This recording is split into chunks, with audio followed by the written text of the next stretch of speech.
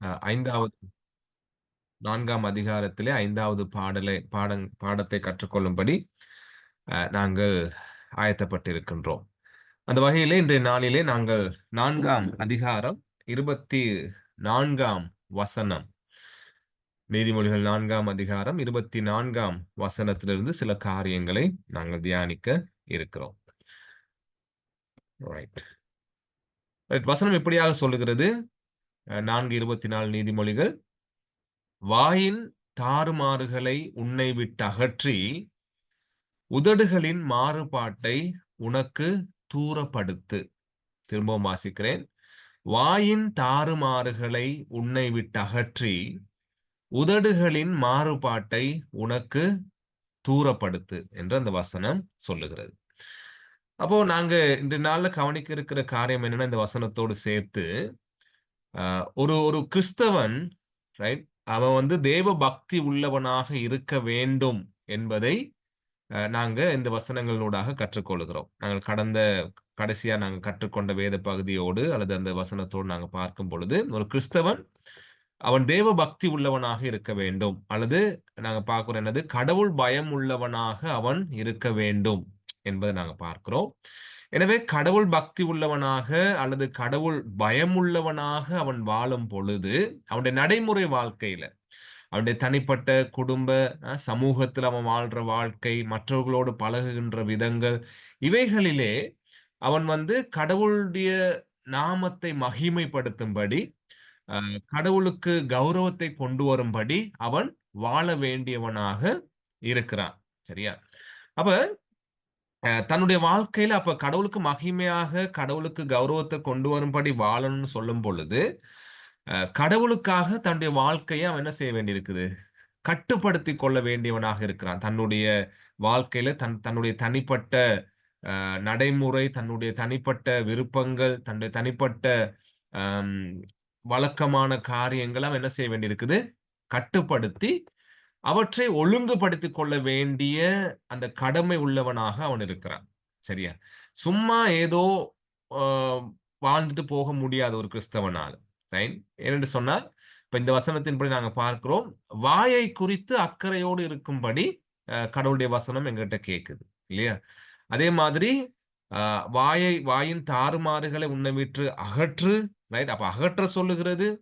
அதே மாதிரி உதடுகளின் மாறுபாட்டை உனக்கு தூரப்படுத்து. தூரப்படுத்த வேண்டிய ஒரு ஒரு அ காரியம் அவனுக்கு சொல்லப்படுகிறத நாங்க பார்க்கிறோம். எனவே அவன் கடவுள் பயம் உள்ளவனாக இருக்கும் பொழுது, தன்னுடைய சொந்த தனிப்பட்ட வாழ்க்கையில சில ஒழுங்குகளை, சில கட்டுப்பாடுகளை, செல்ஃப் டிசிப்ளின் அவற்றை தன்னுடைய வாழ்க்கையில அவன் ஏற்படுத்திக் கொள்ள வேண்டியது முக்கியம். தன்னை அடக்கிக் கொள்ள வேண்டியது முக்கியம் என்பதை நாங்க பார்க்கிறோம். சரியா? அப்ப நாங்க அவதானிக்கிறோம்.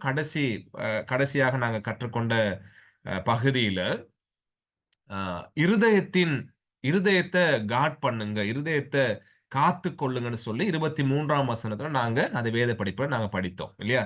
எல்லா காவலோடும் உன் இருதயத்தை காத்துக்கொள். அதினின்று ஜீவ ஊற்று புறப்படும் என்பதை நாங்க படித்தோம். இல்லையா? அப்ப அதை கற்றுக்கொள்ளும் பொழுது நாங்க பார்த்தோம் என்ன? ஆண்டவர் இயேசு சொன்ன வார்த்தை லூக்கா 6ஆம் அதிகாரம் 45ஆம் வசனத்துல, நல்ல மனுஷன் தன் இருதயமாகிய நல்ல பொக்கிஷத்திலிருந்து நல்லதை எடுத்து காட்டுகிறான். பொல்லாத மனுஷன் தன் இருதயமாகிய பொல்லாத பொக்கிஷத்திலிருந்து பொல்லாததை எடுத்து காட்டுகிறான். இருதயத்தின் நிறைவினால் அவனவன் வாய் பேசும் என்று நாங்க பார்த்தோம். இல்லையா? அப்போ அ நீதிமொழிகள் 23ஆம் அதிகாரம் 7ஆம் வசனத்தை நாங்க அதுல பார்த்திருந்தோம். அந்த வசனம் இப்படி சொல்லுகிறது. அவன் இருதயத்தின் நினைவு எப்படியோ, அப்படியே அவன் இருக்கிறான். புசியும், பானம் பண்ணும் என்று அவன் உன்னோடே சொன்னாலும், அவன் இருதயம் உன்னோடே இராது. சரியா? அப்ப அவனுடைய இருதயத்தின் நினைவின்படி அவனுடைய வாழ்க்கை அமைகிறது என்பதை நாங்க அந்த பகுதியில படிச்சோம். இல்லையா?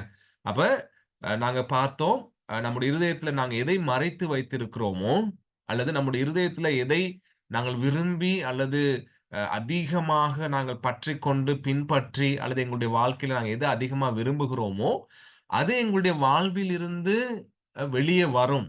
ரைட்? எங்களுடைய வாழ்க்கையில அது தென்பட ஆரம்பிக்கும் என்பதை நம்ம பார்த்தோம் இல்லையா? அப்ப பார்த்தோம் என்ன?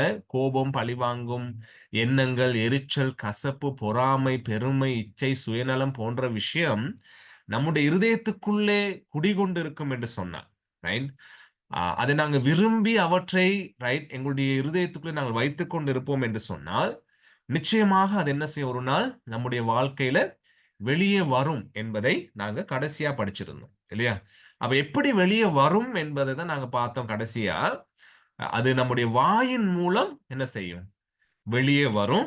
அது அதே நேரத்துல நம்முடைய செயலின் மூலம் வெளியே வரும் என்பதை நம்ம பார்த்தோம் இல்லையா? அப்ப இருதயத்தின் நிறைவினால் வாய் பேசும்.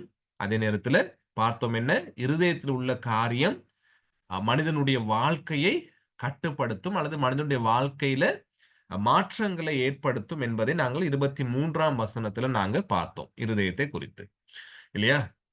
அப்ப ஆ நாங்க காண்ற ஒரு சுருக்கமாக பார்த்த விஷயம் என்ன? அ இருதயத்தின் நிறைவு ரைட் ஒரு மனுஷனுடைய வாழ்க்கையில தாக்கம் செலுத்துது. அப்ப நாங்க பார்த்தோம், எதுல அதிகமாக மனுஷன் தன்னுடைய சிந்தனையை செலுத்திக் கொண்டிருக்கிறானோ, எதுல அல்லது யாரோட அல்லது எந்த காரியத்துல அல்லது எந்த இடத்துல மனுஷன் தன்னுடைய நேர காலங்கள செலவழிக்கிறானோ, அந்த காரியம் என்ன செய்யுது? அவனுடைய வாழ்க்கைய கட்டுப்படுத்த ஆரம்பிக்கிறது. அவனுடைய வாழ்க்கையின் பேச்சு அல்லது நடைமுறைகளை அவனுடைய செயல்பாடுகள்ல ஒரு தாக்கத்தை அது கொடுக்கிறது என்பதை நம்ம பார்த்தோம். இல்லையா?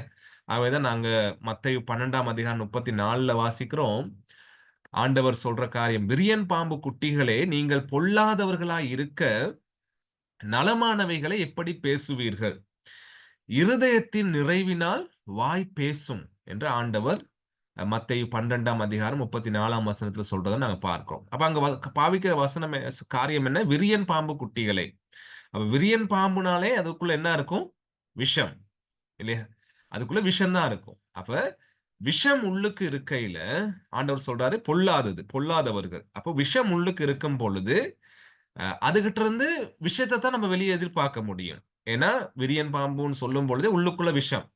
அப்ப அது வெளிய கொண்டு வரதும், வெளிய கக்குறதும் விஷமா தான் இருக்கும். இல்லையா? அப்ப ஆண்டவர் கேட்கிறாரு, "உங்களுடைய இருதயம் விஷமாக இருக்கும் பொழுது, நீங்க வெளிப்படையாக நலமானதை எப்படி பேசுவீங்க?" ரைட்டா? அதாவது உள்ளுக்குள்ள உங்களுடைய இருதயம் கரைப்பட்டு இருக்கும் பொழுது, உள்ளுக்குள்ள நாங்க முதல்ல பார்த்த மாதிரி அந்த மோசமான எண்ணங்கள், சிந்தனைகள் உள்ளுக்குள்ள இருக்கும் பொழுது, வெளிப்படையான வாழ்க்கை எப்படி நலமுள்ளதாக மாறும்? ரைட்? உள்ளுக்கு இருக்கிறது தான் வெளிய வரும் என்பதை ஆண்டவர் இயேசு சொல்றத நம்ம பார்க்கிறோம். ரைட்டா? இப்ப சிலர் சொல்ற மாதிரி, கிணற்றுல இருக்கிறது தான் என்ன செய்யும்? வாளியில வரும். ரைட்? வாளிய கிணத்துக்குள்ள போட்டு இழுக்கும் பொழுது, அங்க என்ன இருக்கோ அதுதான் வரும். அதே மாதிரி ஒரு பானைக்குள்ள அகப்பைய போட்டு நாங்க எதுவும் எடுக்கிறோம்னு சொன்னா, அங்க என்ன இருக்குதோ அதுதான் என்ன செய்யும்? அகப்பையில வரும். அது மாதிரி இருதயத்துல என்ன இருக்குதோ அதுதான் என்ன செய்யுமா? வாயின் வார்த்தை அல்லது உதடுகளூடாக வெளியே வரும் என்பதை 24ஆம் வசனம் இன்றைய நாள் வசனத்துல நம்ம பார்க்க போறோம். சரியா? உள்ளுக்கு என்ன இருக்கோ அது வெளியே வர ஆரம்பிக்கும். அப்ப கீழ வாசிக்கிறோம் பாருங்க. நம் இருதயத்தில் அடைக்கப்பட்டிருக்கிறது வாய் வெளியே கொண்டு வரும். எனவே இருதயத்தை காத்துக் கொள்வது அவசியம்.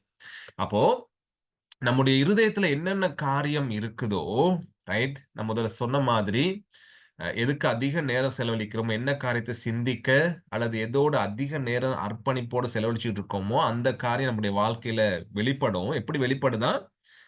அந்த அடைக்கப்பட்டிருக்கிற காரியங்கள் ரைட்? அ வாயின் வழியாக அது வெளியே வரும். வார்த்தையின் வடிவுல அது வெளிய வரும் என்பதை நாங்க பார்க்கிறோம். எனவே இருதயத்தை காத்துக்கொள்ளும்படி ஆண்டவர் நம்மை அழைக்கிறார். இருதயத்தை காத்துக்கொள்வது மிகவும் முக்கியம் என்பதை நாங்க பார்க்கிறோம். எனவே நாங்க வாசித்த வசனம் என்ன? 4ஆம் அதிகாரம் நீதிமொழிகள் 24ஆம் வசனம். ஆ உன்னுடைய வாயின் தாறுமாறுகளை என்ன செய்வான்? உன்னை விட்டு அகற்று. ரைட்? உன் உதடுகளினுடைய மாறுபாடுகள் என்ன செய்யவான்? உன்னை விட்டு தூரப்படுத்து. சரியா? என்று சொல்லப்படுகிறது. அப்போ இருதயம் காக்கப்படாவிட்டால் என்ன நடக்கும்? வாயின் வார்த்தைகள் தாறுமாறானதாக மாறும். சரியா? நாங்க ஏற்கனவே பார்த்து கொண்டு வர மாதிரி. ஏன்னா இருதயத்துல என்ன இருக்குதோ அதுதான் வெளியே வரப்போகுது. சரியா? அப்ப இருதயம் காக்கப்பட வேண்டியது முக்கியம். சரியா? இப்ப நம்ம வீட்ல வந்து ஒரு டேங்க் வச்சிருக்கோம்னு வைங்களேன், தண்ணி டேங்க். அந்த தண்ணி டேங்க் வந்து அசுத்தமா அழுக்கு படிஞ்சதாக இருக்கும்னு சொன்னா, அதுல இருக்கிற தண்ணீர் வந்து அங்க வந்து சேர் நிறைஞ்சிருக்கும்னு சொன்னா, எவ்வளவுதான் அந்த தண்ணீர் வந்து அதுல கொட்டப்பட்டாலும், அங்கிருந்து டெப்ப திறக்கும் பொழுது டெப்ல என்ன தண்ணி வரும்? ரைட்? அந்த அழுக்கு படிந்த தண்ணி, சேறு படிந்த தண்ணி தான் வரும். அப்ப டெப்ப எவ்வளவு கழுவினாலும் வேலை இல்ல. வெளிப்படையா நாங்க எத துப்புரவாக்கணும்? டேங்க கிளீன் பண்ணாட்டி வேலை இல்ல. சரி, அது மாதிரி இருதயத்த காக்காட்டி, இருதயத்த நம்ம கவனமா பாதுகாத்துக் கொள்ளாட்டி, நாங்க கடந்த பாடத்துல பார்த்ததைப் போல, இருதயத்த காட் பண்ணாட்டி, ரைட்? அங்கிருந்து வருகின்ற காரியங்களும் என்னவா இருக்கும்? தாறுமாறானதாக இருக்கும் என்பதை நம்ம பார்க்கிறோம். சரியா? ஆகவே வசனம் சொல்லுது என்ன? அந்த தாறுமாறுகளை உன்னை விட்டு அகற்று, உதட்டின் மாறுபாட்டை உன்னை விட்டு தூரப்படுத்து. அப்ப வசனத்துல நாங்க பார்க்கிற காரியம், நம்மை விட்டு அகற்ற வேண்டியது என்னது? வாயின் தாறுமாறுகளை. சரியா? அகற்றுன்னு சொல்லும் பொழுது, அந்த வாயின் தாறுமாறுகளை நீ என்ன செய்யலாம்? விலக்கு உன்னை விட்டு. ரைட்டா? அதே மாதிரி நாங்க பார்க்கிறோம், அந்த வாயின் தாறுமாறுகளை உன்னை விட்டு தூரப்படுத்து. டிஸ்டன்ஸ் தூரமா வச்சிராத. ரைட்? அதுக்கும் உனக்கும் சம்பந்தம் இருக்கக்கூடாது. சரியா? என்று சொல்லப்படுகிறது. அப்ப இந்த வாயின் தாறுமாறு அல்லது உதடுகளின் மாறுபாடு என்று சொல்லும் பொழுது எதை குறிக்கிறதுன்னு சொன்னா, மனிதனுடைய வஞ்சகமான வார்த்தைகளை அது எங்களுக்கு சுட்டிக்காட்டுது. சரியா? மனிதனுடைய வஞ்சனையான வார்த்தைகள். அதுதான் இந்த தாறுமாறு அல்லது மாறுபாடு என்று சொல்லுகிறத நம்ம பார்க்கிறோம். ரைட்? வஞ்சனையான வார்த்தைகள். அப்போ வாயின் வார்த்தைகள் அ வஞ்சகமாய் வெளிவருவதற்கான காரணம் என்ன? இவ்வளவு நேரம் நாங்க பார்த்தது. ரைட்? இருதயம் வஞ்சகத்தினால் நிறைந்திருந்தால், வாயின் வார்த்தையும் என்னவா வெளிய வருது? வஞ்சகமாய் வெளியே வருகிறது என்பதை நம்ம பார்க்கிறோம்.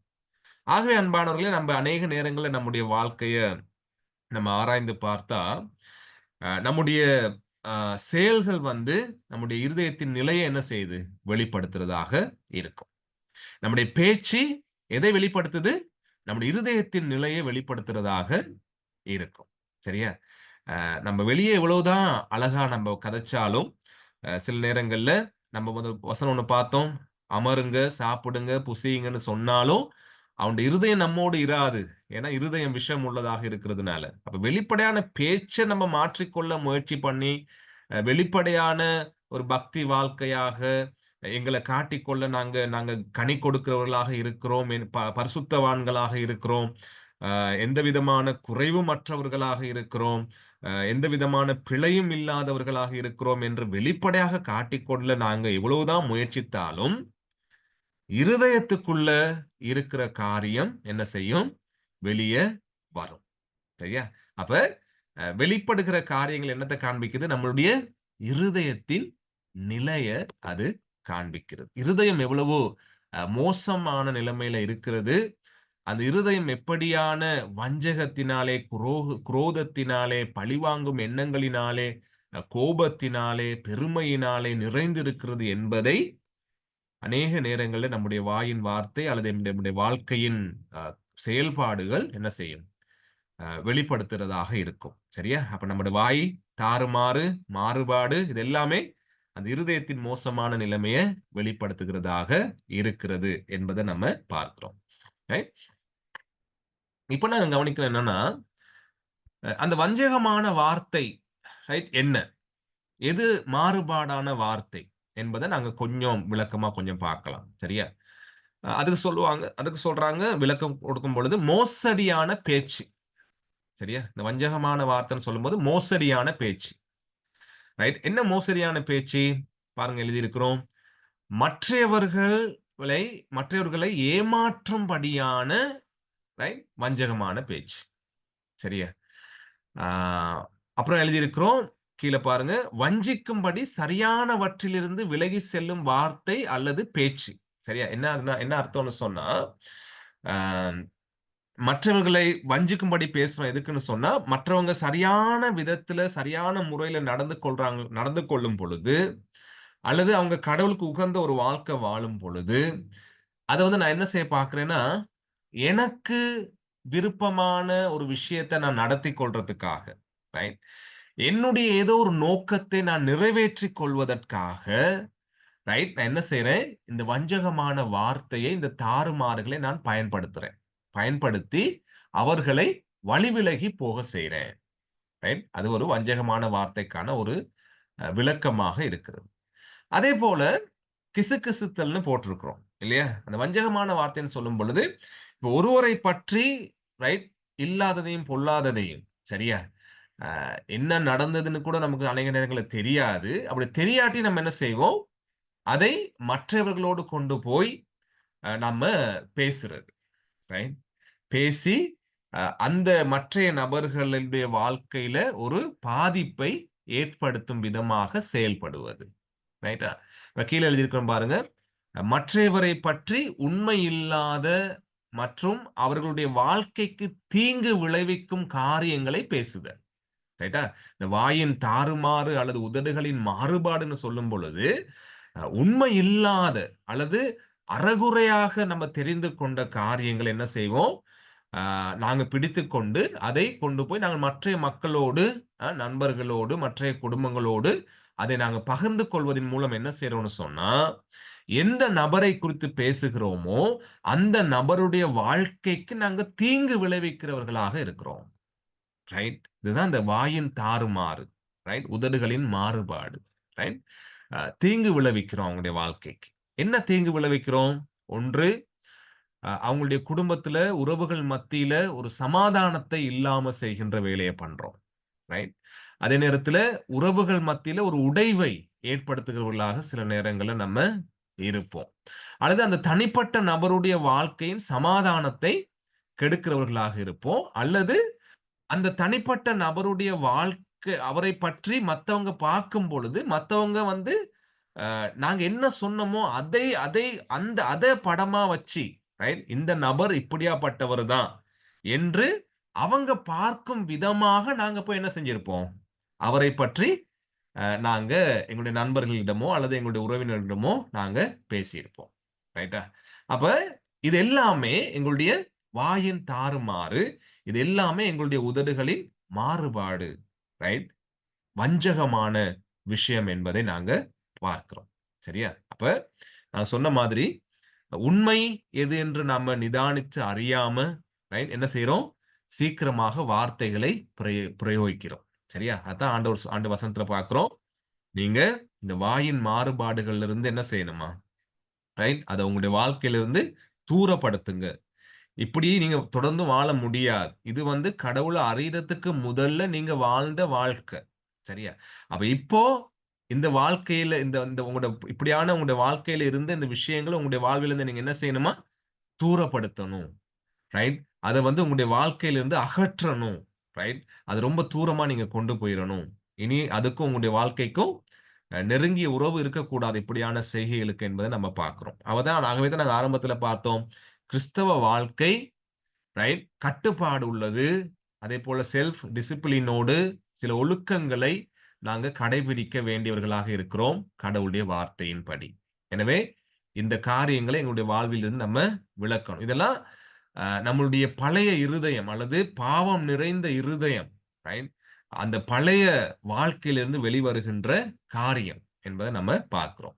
அதே மாதிரி நாங்க பார்க்கிறோம் இந்த வாயின் தாறுமாறு அல்லது உதடின் மாறுபாடுன்னு சொல்லும் பொழுது பிறரை வீணாக புகழுதல் ரைட் வீண் புகழ்ச்சி சரியா இதுவும் என்னது நம்மளுடைய வாயிலிருந்து வருதுகின்ற தாறுமாறு இதெல்லாம் ரைட் அதாவது மற்றவர்களை வஞ்சகமாக ஏதோ எங்களுடைய ஒரு சுயநல நோக்கத்துக்காக பயன்படுத்த அல்லது நடக்க வைக்கிறதுக்காக நாங்க பயன்படுத்துகின்ற ஒரு ஒரு வஞ்சகமான வார்த்தைகள் இதெல்லாம் எது வீண் புகழ்ச்சி சரியா இந்த வீண் புகழ்ச்சின்னா என்ன பாருங்க நாங்க யார புகழ்றோமோ அவங்களுடைய மனசுல ஒரு விஷயத்தை ஏற்படுத்துறோம் என்ன ஏற்படுத்துறோம் அவங்கள பற்றி ஒரு பெருமைப்படும்படியாக நம்ம என்ன செய்றோம் அவங்கள புகழ்றோம் ரைட்டா நாங்க புகழும் பொழுது அவங்களுடைய மனசுல என்ன உண்டாகும் அவங்கள பற்றிய அவங்களுக்கு ஒரு பெருமை எண்ணம் உண்டாகும்.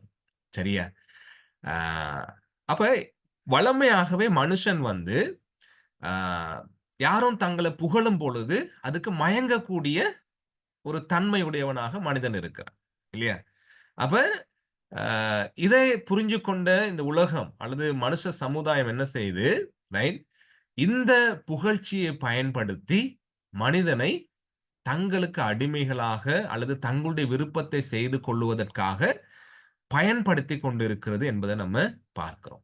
சரியா? இப்ப இன்றைக்கு இந்த வீண் புகழ்ச்சி, அதாவது இப்போ நாங்க உதாரணமா பார்க்கிறோம், புகழ்றது நல்லது. இல்லையா? கணவன் மனைவியை புகழணும், மனைவி கணவனை புகழணும், பெற்றோர் பிள்ளைகளை புகழ வேண்டும். சும்மா சும்மா புகழக்கூடாது. ரைட்டா? அதாவது தேவையான காரியங்களுக்கு புகழலாம் அவங்கள. ரைட்டா? ஆனால் இங்க என்ன போட்டிருக்கோம்? வீண் புகழ்ச்சி. தேவையில்லாத விதமா. அல்லது இங்க எழுதியிருக்கோம் பாருங்க, அந்த பிராக்கெட்குள்ள, அடைப்புக்குறிக்குள்ள, அளவுக்கு மீறி, அல்லது யதார்த்தம் இல்லாம, அல்லது அடிக்கடி தொடர்ந்தும், சரியா? வீண் புகழ்ச்சியை கொடுக்கிறது. இதுல நாங்க ரொம்ப கவனமா இருக்கணும். ஏன்னா ஏன்னா ஏன் கவனமா இருக்கோம்? நாங்க என்ன சொல்லியிருக்கிறோம்? இது வந்து எங்களுக்கு விருப்பம். எங்கள வந்து அடிக்கடி ஒருத்தர் புகழ்ந்து கொண்டிருந்தா, எங்கள வந்து அடிக்கடி அ ஒருத்தர் வந்து மேன்மை பாராட்டிக் கொண்டிருந்தா, ரைட்? நமக்கு சந்தோஷம். இப்ப பாருங்க, உதாரணமா நம்ம வீட்டுல ஒரு சமையல் செய்றாங்க. சமையல் கொஞ்சம் டேஸ்ட்டா இருக்குது. அப்ப வீண் புகழ்ச்சி என்னது? ஒரு நார்மலா புகழ்றது எப்படி? சமையல் டேஸ்ட்டா இருக்குது. நன்றி. Thank you. ரைட்? அதுல புகழலாம். நல்லா செய்திருக்கிறீங்கன்னு சொல்லி. ஆனா, அந்த உலகத்துல இப்படி யாருமே சமைக்க முடியாதுன்னு சொல்றது, ரைட்? இந்த மாதிரி சாப்பாடு இந்த உலகத்துல யாருமே சமைக்க மாட்டாங்க அப்படின்னு சொல்றது என்னது? அது வீண் புகழ்ச்சி. ரைட்? அது எதார்த்தம் இல்ல. சரியா? அது அளவுக்கு மீறியது. சரியா? இப்ப சொல்லுவோமே, நல்ல ஒருத்தர் நல்ல குண்டா இருக்கிறாரு, நல்லா தடிப்பமா இருக்கிறாரு. அவர்ட்ட போய் நம்ம என்ன சொல்றோம்? நீங்க ரொம்ப ரொம்ப ஸ்லிம்மா இருக்கிறீங்க. ரைட்? ஆ ரொம்ப ஒல்லியா இருக்கிறீங்க. அப்படின்னு சொன்னா அது என்னது? வீண் புகழ்ச்சி அது. அதாவது எதார்த்தம் இல்லாத புகழ்ச்சி. அது 2யும் நான் உதாரணத்துக்கு சொன்னேன். இது மாதிரி பல காரியங்கள் நம்ம சிந்திக்க முடியும். அப்ப இந்த வீண் புகழ்ச்சி டேஞ்சரான ஒரு விஷயம். இது வாயின் தாறுமாறு. இன்றைக்கு வேலை செய்கின்ற இடங்கள்ல, ரைட்? இன்றைக்கு இது ஒரு உளவியல், சைக்காலஜிக்கல் ரீதியாக இந்த வீண் புகழ்ச்சிய பயன்படுத்துறாங்கன்னு சொல்லப்படுகிறது. சரியா?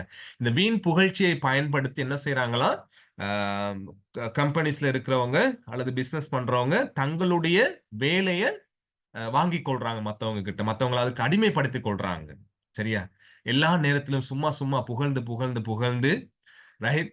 ஆ ஒரு வீணான கௌரவத்தையும், தங்களை குறித்த ஒரு வீணான சிந்தனையையும் மத்தவங்களுடைய மனசுல கொடுக்கிறது. இது வந்து என்னது? நம்மளுடைய வாயின் தாறுமாறு, வஞ்சகம் அல்லது மாறுபாடான வார்த்தை. ஆனா கடவுளுடைய வார்த்தை என்ன சொல்லுது?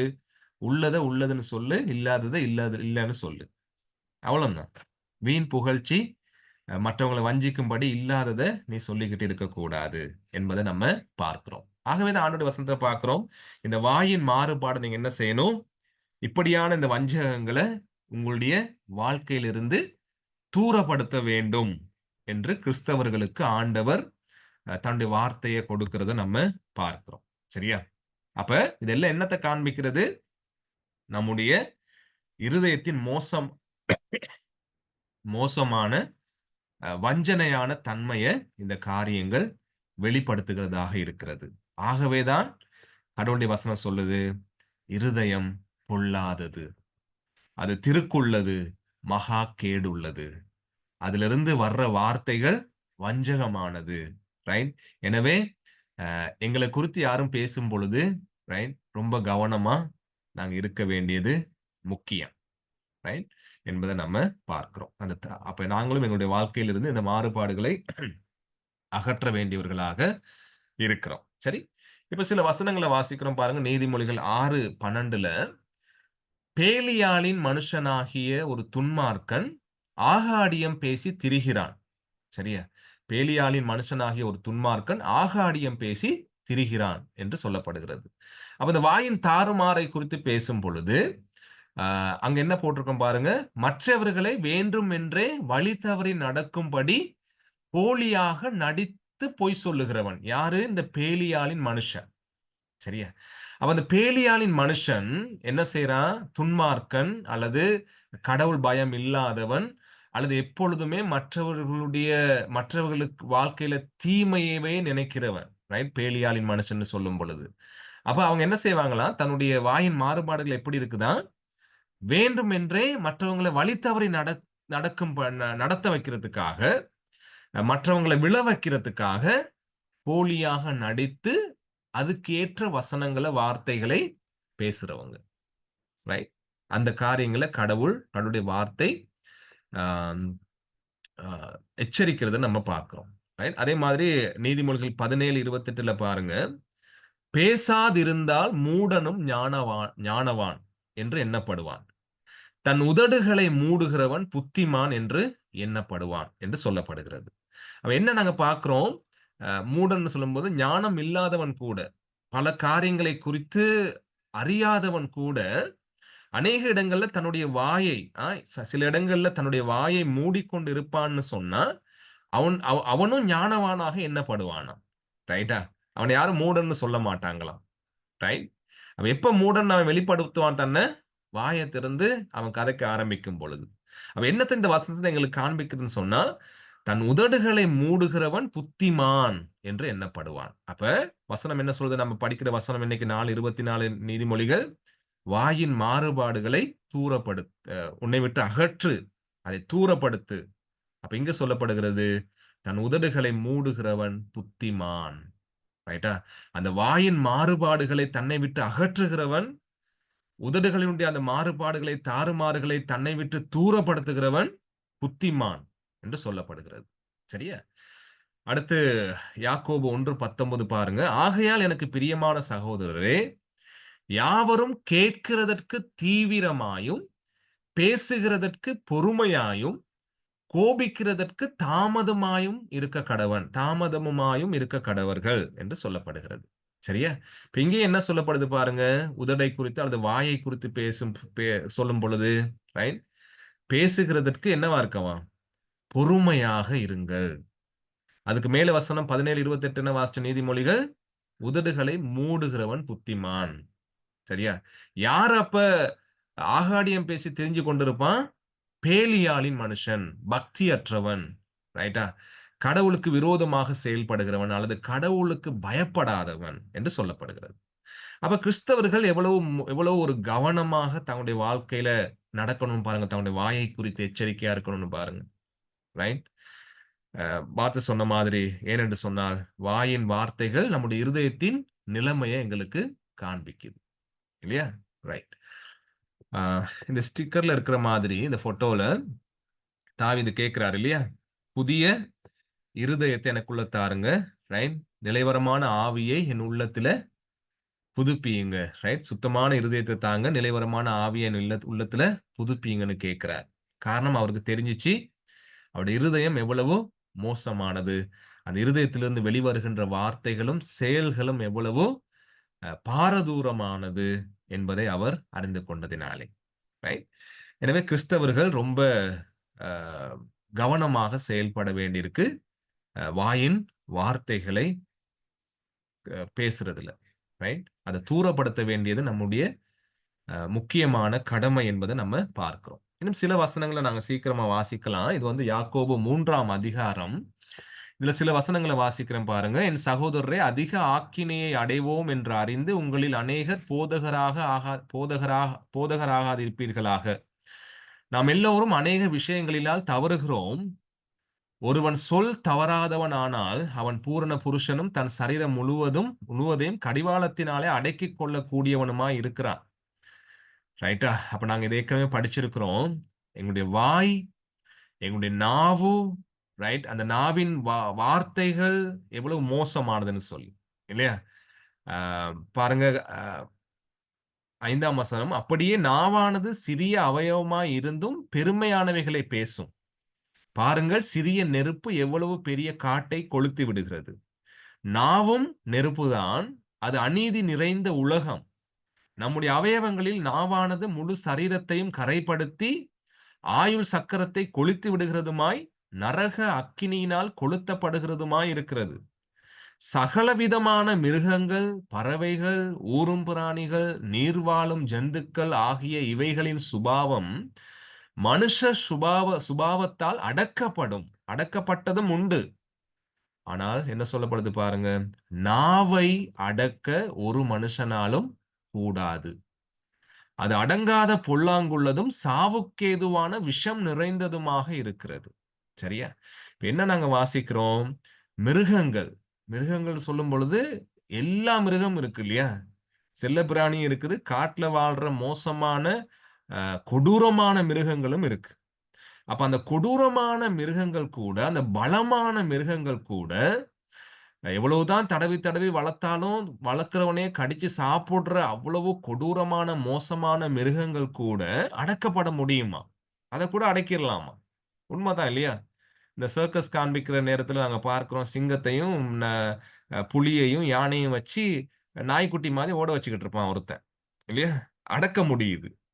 ஆனா வசனம் நமக்கு சொல்லி தருது, இந்த நாவை அடக்குறதுக்கு என்னதான்? ஒரு மனுஷனாலும் கூடாது. ஏன்னா அது அடங்காத புல்லாங்குள்ளது, சாவுக்கேதுவான விஷம் நிறைந்தது என்று சொல்லப்படுகிறது. எவ்வளவு ஒரு சிறிய ஒரு ஒரு உறுப்புன்னு பாருங்க நம்முடைய வாழ்க்கையில இருக்கிறது. ரைட்? ஆகவே நீதிமொழிகள்ல நாம் பார்க்கிறோம். அதுல வெளிவருகின்ற காரியத்த நீ தூரப்படுத்தணும். ரைட்? அ அதுல வாரது எல்லாத்தையும் நீ என்ன செய்யக்கூடாது? பேசிறக்கூடாது. நீ அடக்கணும் என்பதை நம்ம விசேஷமாக இந்த வசனத்துல பார்க்கிறோம். ரைட்? ஆம். அந்த வசனம் அப்படியே தொடருது. அதனாலே நாம் பிதாவாகிய தேவனை துதிக்கிறோம். தேவனுடைய சாயலின்படி உண்டாக்கப்பட்ட மனுஷரை அதனாலே சபிக்கிறோம். ரைட்டா? சேர்ச்சுக்கு வந்த அல்லேலூயா ஸ்தோத்திரம். வீட்டுக்கு போயிட்டு ஒரே சாபம். ரைட்? அதே வாயில தான் வருது. துதித்தலும், சபித்தலும் ஒரே வாயிலிருந்து புறப்படுகிறது. ரைட்? என் சகோதரரே இப்படி இருக்கலாகாது. ஒரே ஊற்றுக்கண்ணிலிருந்து தித்திப்பும் கசப்புமான தண்ணீர் சுரக்குமா? என் சகோதரரே, அத்திமரம் ஒலிவ பழங்களையும், திராட்சை செடி அத்தி பழங்களையும் கொடுக்குமா? அப்படியே உவர்ப்பான நீரூற்று தித்திப்பான ஜலத்தை கொடுக்க மாட்டாது. உங்களில் ஞானியும் விவேகியுமாய் இருக்கிறவன் எவனோ, அவன் ஞானத்துக்குரிய சாந்தத்தோடே தன் கிரியைகளை நல்நடக்கையினாலே காண்பிக்க கடவன். ரைட்டா? இவ்வளவு சொல்லிட்டு அந்த வசனம் சொல்லுது, உங்களுடைய ஞானியும் விவேகியுமானவன். அதாவது கடவுளுக்குள்ள இருக்கிறவன், கடவுளுடைய ஞானத்தையும், கடவுளுடைய புதிய இருதயத்தையும் பெற்றவன், ரைட்டா? அந்த வாழ்க்கைக்குரிய, அந்த புதிய வாழ்க்கைக்குரிய விதமாக சாந்தத்தோடே நடந்து கொள்ளணுமா? அதே நேரத்துல அவனுடைய செயல்கள் எப்படி இருக்கணுமா? நல்ல நடக்கைய அந்த செயல்கள் காண்பிக்கணுமா? ரைட்டா? என்பதை நம்ம பார்க்கிறோம். உங்கள் இருதயத்திலே கசப்பான வைராக்கியத்தையும், விரோதத்தையும் வைத்தீர்களானால், நீங்கள் பெருமை பாராட்டாதிருங்கள். சத்தியத்திற்கு விரோதமாய் பொய் சொல்லாமலும் இருங்கள். இப்படிப்பட்ட ஞானம் பரத்திலிருந்து இறங்கி வருகிற ஞானமாய் இராமல், லௌகீக சம்பந்தமானதும், ஜென்ம சுபாவத்துக்குரியதும், பேய்த்தனத்துக்கு அடுத்ததுமாய் இருக்கிறது. வைராக்கியமும் விரோதமும் எங்கே உண்டோ அங்கே கலகமும் சகல துர்செய்கைகளும் உண்டு. சரியா? வைராக்கியம் விரோதமும் அன்பானவர்கள் நம்முடைய இருதயத்துல இருக்கும் பொழுது, ஏன்னா வைராக்கியம் விரோதம் எல்லாம் இருதயத்தோடு சம்பந்தப்பட்டது. அதுதான் நம்ம கடைசி பாடத்துல படிச்சோம். இருதயத்தை நீங்க காட் பண்ணணும்னு சொல்லி. அப்ப அந்த வைராக்கியம் விரோதமும் நம்முடைய வாழ்க்கையில நம்முடைய இருதயத்துல இருக்கும்னு சொன்னா, ரைட்? என்ன சொல்லப்படுது? அங்கே கலகமும் சகல துர்செயல்களும், ரைட்? தீமையான செயல்களும் அங்க உண்டாகும் என்பதை நம்ம பார்க்கிறோம். சரியா? அப்ப அடுத்த வசனம், பரத்திலிருந்து வருகிற ஞானமும் முதலாவது சுத்தம் உள்ளதாயும், பின்பு சமாதானமும் சாந்தமும் இணக்கம் உள்ளதாயும், இரக்கத்தாலும் நற்கனிகளாலும் நிறைந்ததாயும், பட்சபாதம் இல்லாததாயும், மாயமற்றதுமாயும் இருக்கிறது. சரியா? கடவுள் கொடுக்கின்ற புதிய வாழ்க்கை அல்லது கடவுள் இயேசு கிறிஸ்து ஞானமாய் இருக்கிறார் என்று சொல்லி ஆரம்பத்தில் நம்ம படிச்சிருந்தோம். அந்த ஞானமானவர் எங்களுக்குள்ள வரும் பொழுது, எங்களுடைய வாழ்க்கை புதிய சிருஷ்டியாக மாறும் பொழுது, ரைட்? அந்த வாழ்க்கை எப்படியானதா? சமாதானமும் சாந்தமும் இணக்கம் உள்ளதும் இரக்கத்தாலும் நற்கனிகளாலும் நிறைந்ததாயும் பட்சபாதம் இல்லாததாயும் மாயம் மற்றதாகவும் இருக்கும் என்று சொல்லப்படுகிறது. கடைசி வசனம், நீதியாகிய கனியானது சமாதானத்தை நடப்பிக்கிறவர்களாலே சமாதானத்தினாலே விதைக்கப்படுகிறது. அப்போ என்ன பார்த்தோம்? ஆரம்பத்துல இருந்து வாய் அல்லது வாயிலிருந்து இருக்கிற நாவு, அதிலிருந்து வருகின்ற மோசமான விஷம், ரைட்? அது எவ்வளவு மோசமானது எங்களுக்கு காண்பிக்கிற அதே நேரத்துல புதிதாக சிருஷ்டிக்கப்பட்ட, ரைட், கடவுளுக்குள்ள இருக்கின்ற இருதயத்திலிருந்து வருகின்ற கனிகள், ரைட்டா, அது சமாதானத்தினாலே விதைக்கப்படுகிறது என்பதை, சமாதானத்தை எங்களுடைய வாழ்விலே உண்டு பண்ணுகிறது என்பதை நம்ம பார்க்கிறோம். சரியா? ஆண்டவர் இயேசு சொன்னார் 15ஆம் அதிகாரம் மத்தேயுல 18:19, வாயிலிருந்து புறப்படுகிறவைகள் இருதயத்திலிருந்து புறப்பட்டு வரும், அவைகளே மனுஷனை தீட்டுப்படுத்தும். எப்படியெனில், இருதயத்திலிருந்து பொல்லாத சிந்தனைகளும் கொலை பாதகங்களும் விபசாரங்களும் வேசித்தனங்களும் களவுகளும் பொய் சாட்சிகளும் தூஷணங்களும் புறப்பட்டு வரும். சரியா? ஆண்டவர் சொன்னாரு, வாயில வெளியில புறப்பட்டு வார வார்த்தை எங்க உருவாகுதான்? ரைட்? இருதயத்துல உருவாகி அங்கிருந்து புறப்பட்டு ஒரு பயணம் வருது. அது பயணம் வாயிலிருந்து அது வெளிப்படுது. வெளிப்பட்டு என்ன செய்யுது? ரைட்? அது மனுஷனை தீட்டுப்படுத்துகிறது. சரியா? அந்த இருதயத்திலிருந்து என்ன வெளிவருது? பொல்லாத சிந்தனைகள், கொலை பாதகங்கள். சரியா? எல்லா விதமான மோசமான சிந்தனைகளும், கொலை பாதகங்களும், இச்சைத்தனமான விஷயங்களும், ஆசைகளும், ரைட், பொய் சாட்சிகளும் தூஷணங்களும் அங்கிருந்து புறப்பட்டு வருகிறது என்று ஆண்டவர் சொல்றார். இது அந்த கரைப்பட்ட இருதயத்துல இருந்து. சரியா? இப்ப ஆண்டவர் அப்படியான இருதயத்தோட மனுஷன் வாழ்ந்து கொண்டிருக்கும் பொழுது, அந்த இருதயத்தை சுத்திகரிக்கிறதுக்காக மனுஷன் எவ்வளவுதான் வெளிப்படையாக நாங்க முதல்ல பார்த்த மாதிரி டெப்ப எவ்வளவுதான் சுத்தமா கழுவுனாலும் அந்த தண்ணீர் என்ன வரும்? அழுக்கு தண்ணி தான் வந்துகிட்டு இருக்கும் இருதயத்திலிருந்து, இல்லையா? ஆகவே ஆண்டவர் எசேக்கியேல் புத்தகத்துல சொல்றார். இந்த எசேக்கியேல் எப்ப எழுதப்பட்டுச்சுன்னு சொன்னா, மக்கள் கடவுளுக்கு விரோதமாக பாவம் செய்தது நிமித்தம் கடவுள் அவங்கள தண்டித்து பாபிலோனுக்கு அடிமைகளாக அனுப்புகிறார். பாபிலோனுக்கு அடிமைகளாக கொடூரமாக இஸ்ரவேல் ஜனங்கள் தண்டிக்கப்பட்டு, கொலை செய்யப்பட்டு, அடிச்சு, அடிமைகளாக ஆக்கப்பட்டு 70 வருஷம் அவங்க அடிமைகளாக இருக்க போறாங்க. அந்த சந்தர்ப்பத்துல தான் எசேக்கியேல் மூலம் கடவுளுடைய வசனம் சொல்லப்படுகிறது. அங்க என்ன சொல்லப்படுகிறதுன்னு சொன்னா, உங்களுக்கு நான் நவமான இருதயத்தை கொடுத்து, அதாவது புதிய இருதயத்தை கொடுத்து, உங்கள் உள்ளத்திலே புதிதான ஆவியை கட்டளையிட்டு, கல்லான இருதயத்தை உங்கள் மாம்சத்திலிருந்து எடுத்து போட்டு, சதையான இருதயத்தை உங்களுக்கு கொடுப்பேன். சரியா? ஏன் அப்படி சொல்றாரு ஆண்டவர்? ரைட்? ஏன்னா, உங்களுடைய இருதய சிந்தனையின்படி நீங்க வாழுவீங்கன்னு சொன்னா, தொடர்ந்தும் என்னுடைய தண்டனை மட்டும் தான் உங்களுக்கு உரியது. ஏன்னா, அந்த மோசமான இருதயத்திலிருந்து வருகிறது எல்லாமே பொல்லாப்பான காரியமாக இருக்கிறது. அந்த வார்த்தைகள், அந்த இருதயத்தின் சிந்தனைகள் உங்கள கரப்படுத்துது. அப்படி கரப்படுத்தும் பொழுது, நீதியின் தேவனாகிய நான் என்ன செய்ய வேண்டியிருக்கு? உங்கள தண்டிக்க வேண்டியிருக்கு. ஆகவே, இப்ப தண்டிக்கப்பட்டு பாபிலோன் அந்த கேபார் நதி அண்டையில உட்கார்ந்து அழுது கொண்டிருக்கிற ஜனங்களுக்கு தீர்க்க தரிசனமாக கடவுள் சொல்றாரு, ஆகவே நீங்க உங்க இதயத்தை சுத்தமாக்கி கொண்டு தான் வாழ்ந்தா தான் உங்களுக்கு தண்டனை இனி கிடைக்காது. ரைட்? நீங்க எனக்கு உகந்த ஒரு வாழ்க்கை வாழுங்க. திரும்பவும் கழுவுங்க, சுத்திகரியுங்க என்று சொல்லல ஆண்டவர். ஏன்னா ஆண்டவர் என்ன காண்பிக்கிறார்னா இவங்களுக்கு திரும்பவும் நீங்க உங்களுடைய முயற்சியினால உங்களுடைய இருதயத்தை சுத்திகரிச்சு கொள்ள நீங்க முயற்சி பண்ணுவீங்கன்னு சொன்னா, அது நடக்காது. ஏன்னா உங்க இருதயம் பொல்லாததாக இருக்கிறதுனால, உங்களுடைய வாழ்க்கையும் பொல்லாததாக இருக்குது.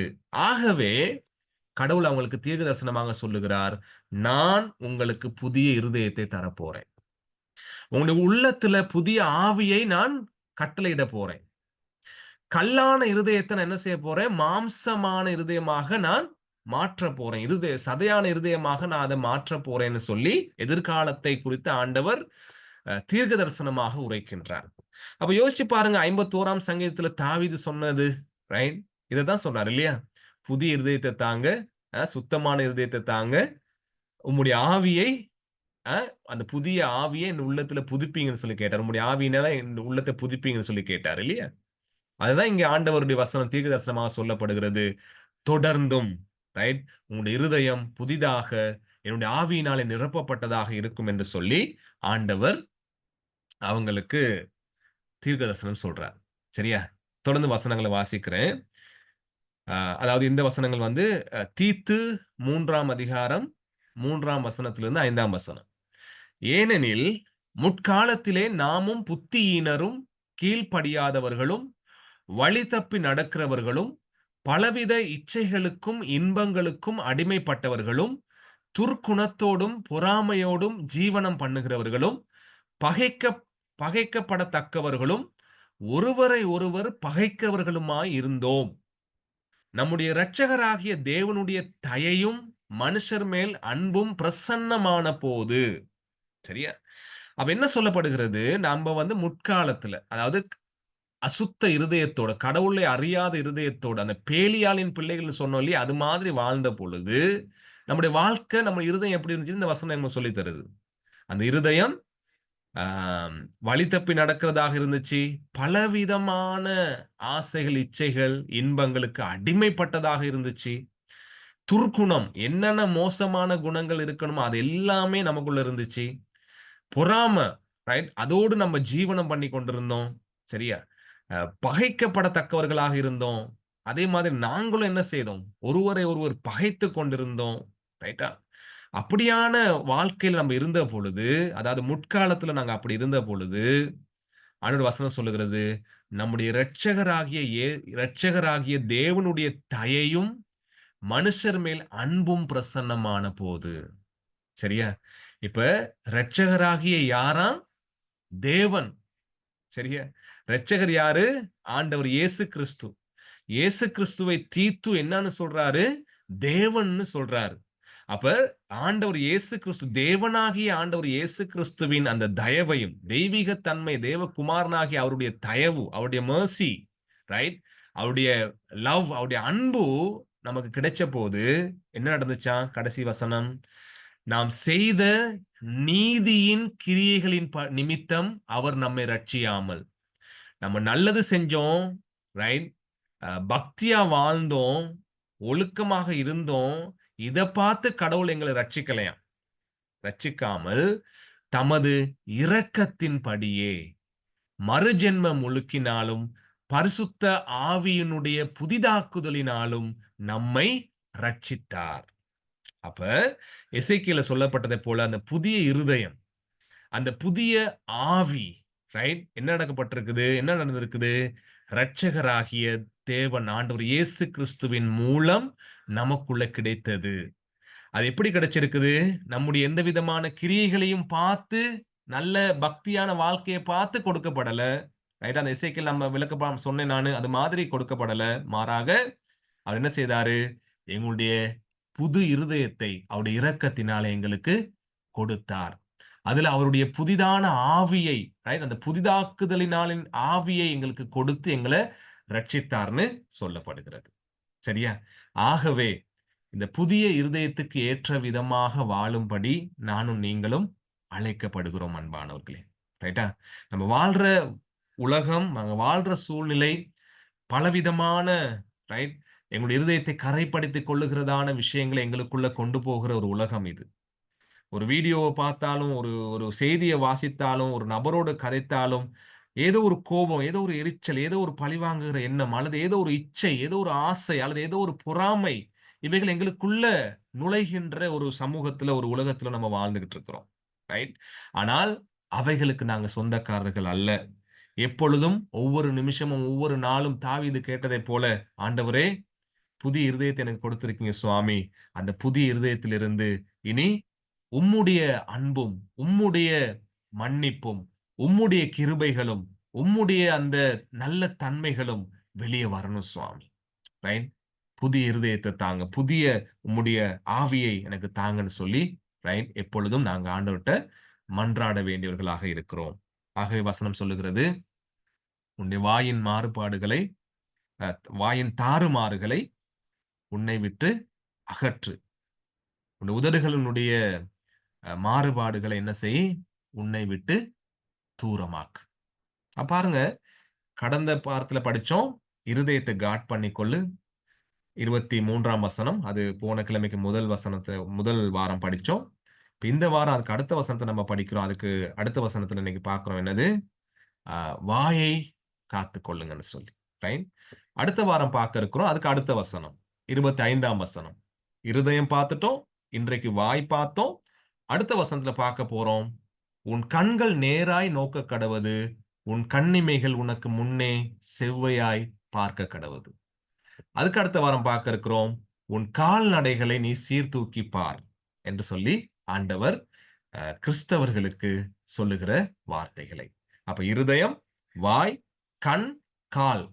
அப்ப எங்களுடைய வெளிப்படையான வாழ்க்கையில பாதிப்பை செலுத்துகின்ற, தாக்கத்தை செலுத்துகின்ற இருதயத்தை காத்துக்கொண்டு ஒரு நல்ல கிறிஸ்தவ வாழ்க்கையை வாழும்படி நாங்க ஆண்டவரினாலே அழைக்கப்படுகிறவர்களாக இருக்கிறோம். ரைட்? நாங்க இன்றைய நாள் இந்த பாடத்தை நிறைவு செய்யலாம். அடுத்த வாரம் மிகுதியான காரியங்களை நாங்க கற்றுக்கொள்வோம். தேங்க்யூ. எதுவும் காரியங்கள் இருந்தா நீங்க பகிர்ந்து கொள்ள முடியும். இன்றைக்கு நீங்க கற்றுக்கொண்ட காரியத்தோடு, அதே நேரத்துல கடந்த பாடத்தோடு சேர்த்து தான் இது வருது. நாங்க ஜெபித்து நிறைவு செய்ய முடியும்.